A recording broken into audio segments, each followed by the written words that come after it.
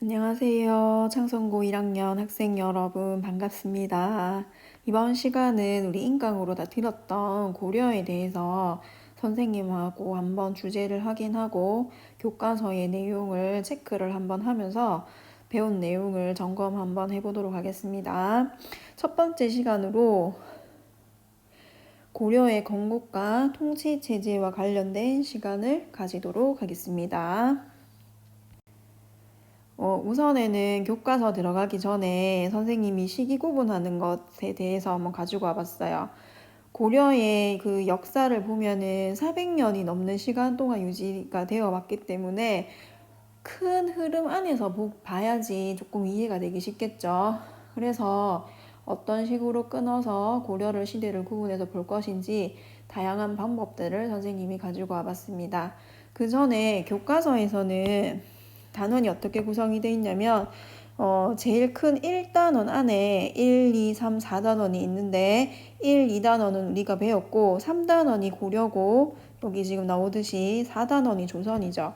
3단원에서 고려의 통치 체제와 국제 질서의 변동이라고 했습니다.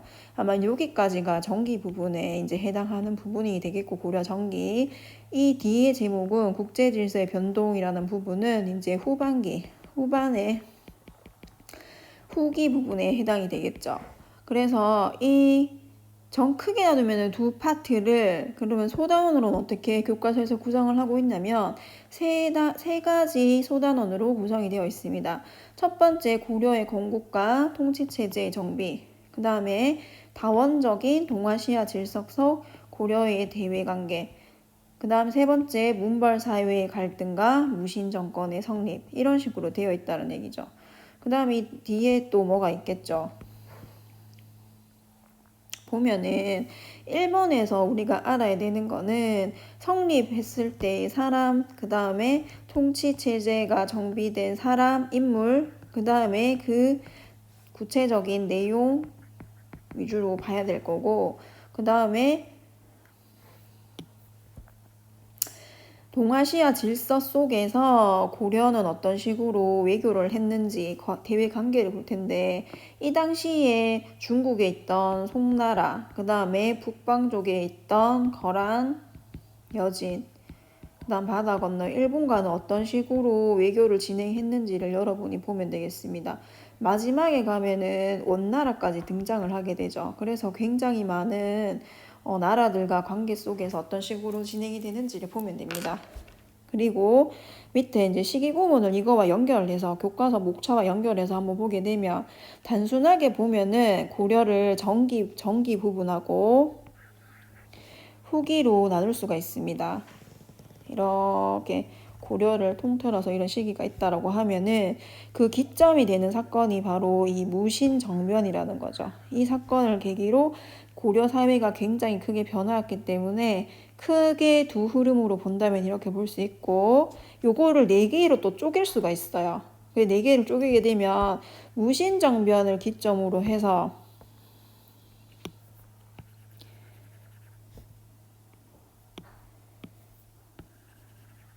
무신정변을 기점으로 해서 앞에 다시 시기를 초기와 중기로 나누고 뒷시기를 이렇게 나눠서 볼 수 있다라는 거죠. 원간섭기, 그다음 말기로 나눠서 네 시기로 구분을 하게 됩니다.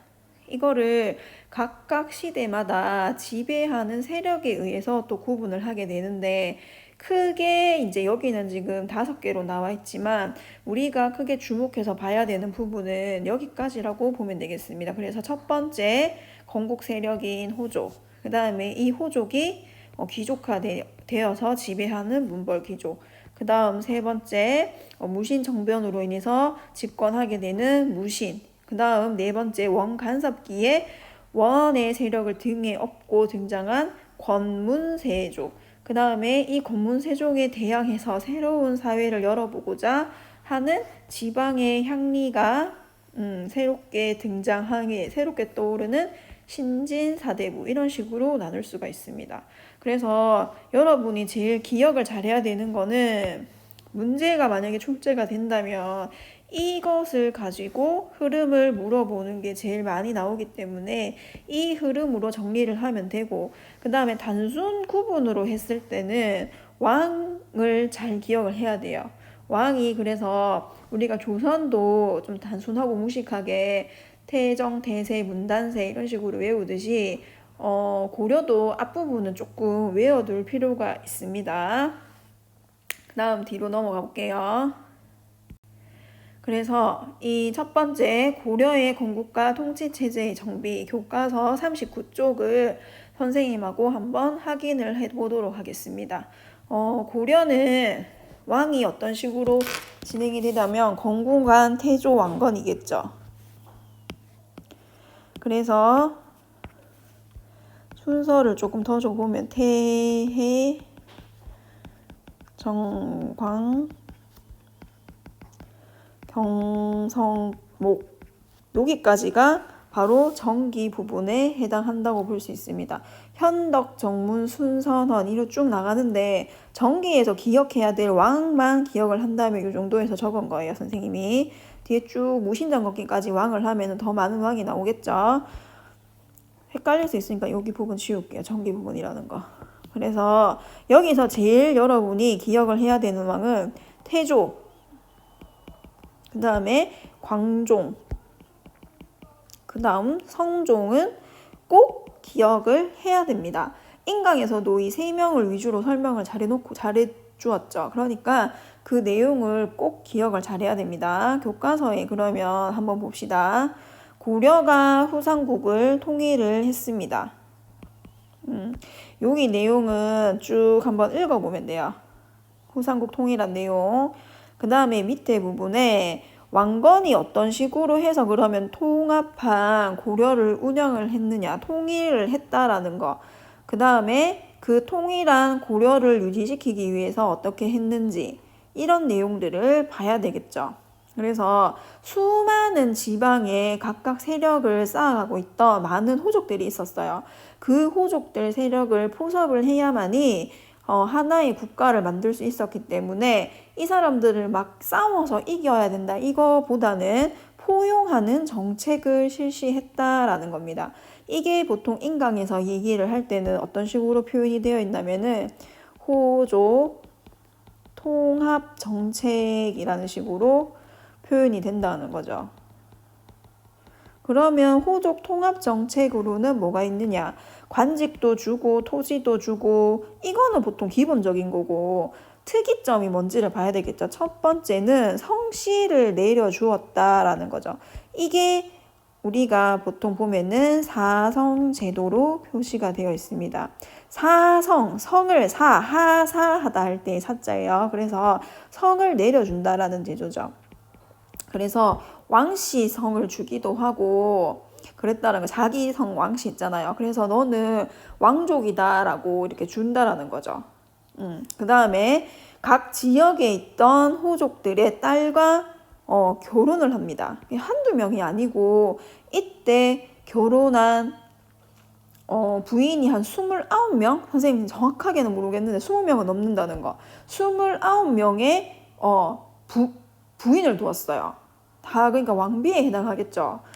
그 왕비하고 부인 사이에서 난 아들만 25명, 딸이 9명. 어마어마하게 많은 자식을 둔 사람이기도 합니다. 그 여기서 여러분 한번 생각해 볼 수 있는 거는 부인이 29명이고 거기에 난 자식들 사이에서 그 다음 왕자리를 두고 굉장히 치열하게 다퉜을 것이다 라는 것을 한번 추측해 볼 수 있습니다. 그 다음 호족들을 또 통합하기 위한 정책으로는 뭐가 있냐면은 이제 이거는 포용하는 정책이고 포용 정책. 여기서 다시 여기 옆에 선생님 정리해 볼게요. 호족을 통합하는 정책에서는 당연히 포용하는 정책이 있을 거고 호족들을 포용하는 정책이 있을 거고 그 다음에 견제하는 정책이 있을 겁니다. 포용하는 정책에는 사성 정책, 성을 하사하는 거, 사성 정책이 있을 거고 그 다음에 결혼 정책이 있을 겁니다. 그러면 견제하는 정책으로는 뭐가 있느냐 이제 봐야 되겠죠. 그게 바로 사심관 제도하고 기인 제도라는 게 있다라는 거죠. 그래서 이 견제 정책을 잘 봐야 되겠죠. 여기 보면은 한번 봅시다. 사심관 제도와 기인 제도를 활용해서 호족을 견제하고 지방 통치를 보완했다라고 나오는데 여기 이 내용은 선생님이 서술형으로 낼 수도 있고 주관식으로도 낼 수 있고 아니면 정하다 못해 객관식으로도 출제 가능한 선지로 들어갈 수 있으니까 꼭 잘 기억해 놓으세요. 사심관 제도라는 건 뭐냐면 중앙의 관리를 그 관리가 만약에 남해 출신이다. 그러면 남해 지역의 사심관으로 임명을 합니다. 그러면 임명된 이 출신 중앙관리는 남해 지역을 통제하도록 한 제도가 바로 사심관 제도입니다. 여러분이 창원 출신인데 중앙에 가가지고 공무원을 하게 됐어요. 그러면 여러분은 창원 지역의 공무원이 돼서 이 창원 지역을 통제하는 제도. 그게 바로 사심관 제도라는 겁니다. 그 다음 기인 제도는 뭐냐? 지방 호족의 자제. 그러니까 지방에서 중앙으로 올라가지 않고 여전히 부를 유지하고 있는 지방의 유지들 있죠. 돈도 많고 그 다음에 지방에서 여러 가지 활동도 많이 하는 세력들 있을 거란 말이에요. 거기서 여전히 막강한 세력을 행사를 하고 있으니까 중앙에 있던 왕건은 신경이 쓰일 수밖에 없겠죠. 그래서 그 지방에 있는 호족의 자식들을 중앙으로 불러들이는 겁니다. 그렇게 해가지고 일을 자문하게 했다라고 하는데 실제로는 인질로 잡아두는 거죠.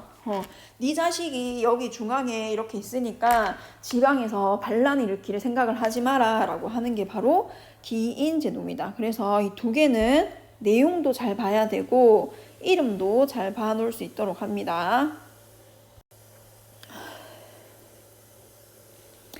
그 다음에 통일의식을 이제 사람들이 가져야 되니까 고구려 계승의식을 고려는 가지고 있었습니다. 그래서 고구려 계승의식과 신라 계승의식 그게 무슨 차이가 있나요? 하고 여러분이 물어볼 수 있는데 고구려의 옛 영토까지를 생각하면 만주 지역도 다 예전에 우리 땅이었다라게 되는 거예요. 그래서 저 땅을 우리가 수복해야 된다, 되찾아야 된다라고 생각을 하기 때문에 북진 정책, 북쪽으로 진출하는 정책으로 연결이 된다라는 거죠. 신라를 만약에 계승하는 의식을 가졌다라고 예를 들어 봅시다. 그러면 만주 쪽에는 별로 관심이 없는 거예요. 이 내부적으로 우리가 가진 땅에서 잘 먹고 잘 살면 된다라고 생각을 할 수 있다라는 거죠. 그래서 태조는 이제 고구려 계승, 우리는 고구려를 정신을 이은 후손이다라고 생각을 하는 정신을 가지고 북쪽으로 진출하는 북진 정책을 추진을 했다라는 겁니다. 그 다음 평양을 서경으로 삼았다라고 했습니다. 그래서 북진 정책을 추진하기 위해서는 이 성에 있어서는 조금 그 멀리까지 갈 수가 없으니까 조금 더 북쪽에 있는 기지, 평양을 선택을 해서 북진 정책의 기지를 활용하고 실질적으로 청천강유역까지 영토를 확대를 했습니다. 이 내용을 잘 봐야 됩니다. 고구려 계승의식이 바탕이 된 것은 첫 번째 북진 정책을 추진했고 그 다음에 평양을 서경으로 삼아서 중시했고 그 다음에 청천강 일대까지 영토를 확장했는 거에서 그것을 알 수 있다는 걸 표시를 잘 해야 됩니다. 이 내용도 중요하니까 잘 보고 훈요 10조도 잘 봐야 되겠죠. 사료 자체가 시험에 나올 수 있습니다. 이 내용이 나오고 나면 여러분은 이 내용을 추리를 해내야 되겠죠.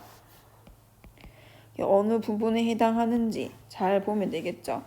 불교가 보호하고 지켜주는 힘에 의지하고 있으니까 사원을 지어라 라고 되어 있으면서 불교를 숭상하는 게 나와 있다라는 거 알면 되고 그 다음에 도선이라는 사람은 풍수지리설을 널리 퍼뜨린 사람이죠. 그래서 국내 산천의 좋고 나쁜 것을 가려서 창건을 했다. 그러니까 좋고 나쁜 지역에는 이것을 막기 위한 사원을 지었고, 좋은 것에는 또 풍수지리를 활용해서 땅을 지었겠죠. 그래서 고려는 풍수지리설을 중시하였다라는 내용을 알 수 있다라는 거죠. 그 다음에 서경에 관련된 내용이 나오면서 지임에게 근본이 되니까 1년에 100일 이상 머물러라. 그래서 서경을 중시한 내용, 그 다음에 북진정책의 계시로 활용된 내용을 알 수 있습니다. 그래서 이번 시간에는 선생님이 많이 좀 설명하려고 했는데 첫 페이지밖에 설명을 못 했네요. 태조 왕건을 꼭 알고 넘어갈 수 있도록 합시다. 알았죠? 그래서 이 호족 통합정책, 그 다음에 훈요 10조 내용, 이렇게 두 개는 꼭 잘 기억을 하도록 하고, 앞에 시기 구분한 거, 그거 교과서에는 어떤 식으로 단원이 나눠져 있는지, 시기 구분을 여러분이 스스로 할 수 있는지를 점검해 볼 수 있도록 합니다. 이번 시간은 이걸로 마치겠습니다. 수고했습니다.